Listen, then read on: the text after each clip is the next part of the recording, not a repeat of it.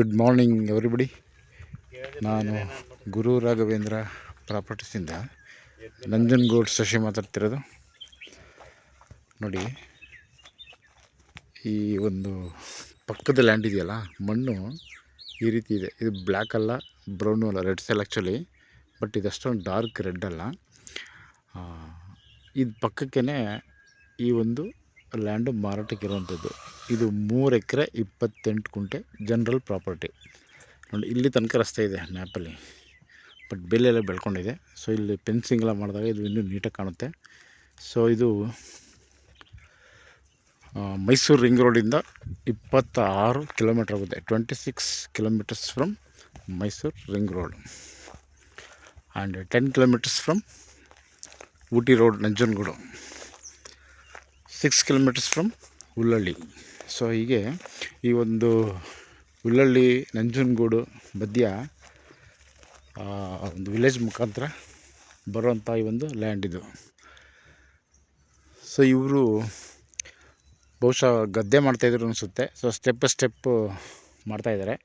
But ನೀವು ಇದನ್ನು dry land ಮಾಡುವಾಗ ಅಥವಾ ಫಾರ್ಮ್ ಲ್ಯಾಂಡ್ ಮಾಡ್ಕೊಳ್ಳುವಾಗ JCB ನಲ್ಲಿ ಇದನ್ನು ಡೋಸ್ ಮಾಡಿದ್ರೆ ಈ ಹಳ್ಳೆ ಎಲ್ಲ ಮುಚ್ಕೊಳ್ಳುತ್ತೆ.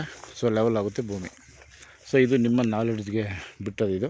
ಬಟ್ ಇಲ್ಲಿರುವಂತಹ ವಾಸ್ತವಾಂಶ ಪ್ರಕಾರ ಸೊ ನಾನು ವಿಡಿಯೋ ಮಾಡಿ ಹಂಗೆ ಎಕ್ಸ್ಪ್ಲೈನ್ ಮಾಡ್ತಾಯಿದ್ದೀನಿ. ನೋಡಿ, ಏನು ಆ ಕಟ್ಟೆ ಇದೆಯಲ್ಲ, ಆ ಕಟ್ಟೆಯಿಂದ ಆ ಮರ ಇದೆಯಲ್ಲ, ಆ ಮರದ ತನಕ. ಸೊ ಈ ಒಂದು ಮನೆ, ಅದೊಂದು ಬೋರ್ ಇದೆ, ಮತ್ತು ಇಲ್ಲೊಂದು ಬೋರ್ವೆಲ್ ಇದೆ. ಸೊ 2 ಬೋರು ಕೂಡ ರನ್ನಿಂಗಲ್ಲಿದೆ.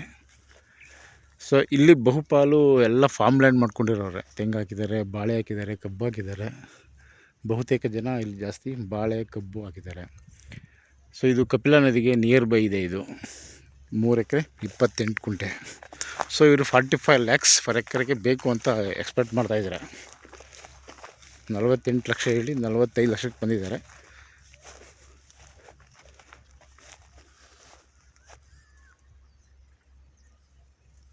ಸೊ ಇದು ಖಾಲಿ ಲ್ಯಾಂಡ್ ಇರೋದ್ರಿಂದ ನೀವು ನಿಮ್ಮದೇ ಕಾನ್ಸೆಪ್ಟನ್ನು ಇಲ್ಲಿ ಯೂಸ್ ಮಾಡ್ಬೋದು.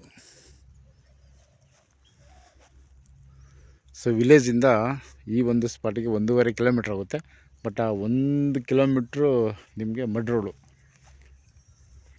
ವಿಲೇಜ್ ಬಸ್ ಸ್ಟಾಪಿಂದ ಒಂದು ಅರ್ಧ ಕಿಲೋಮೀಟ್ರು ಸಿಮೆಂಟ್ ರೋಡ್ ಇದೆ.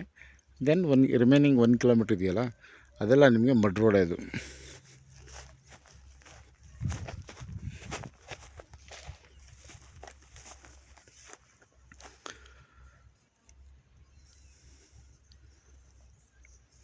ಸೊ ಟೋಟಲಿ 3 ಎಕರೆ 28 ಗುಂಟೆ ಜನರಲ್ ಪ್ರಾಪರ್ಟಿ.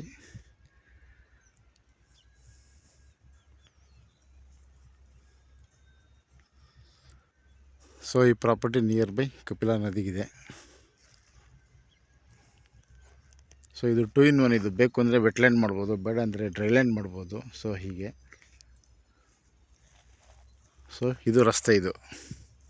ಸೊ ಈ ರಸ್ತೆ ಬಂದು ವೆಸ್ಟ್ಗೆ ರಸ್ತೆ ಬರುತ್ತೆ.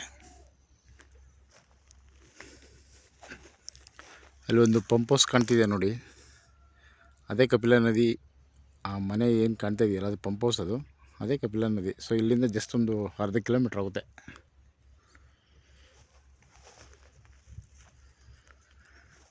Okay, thanks for watching.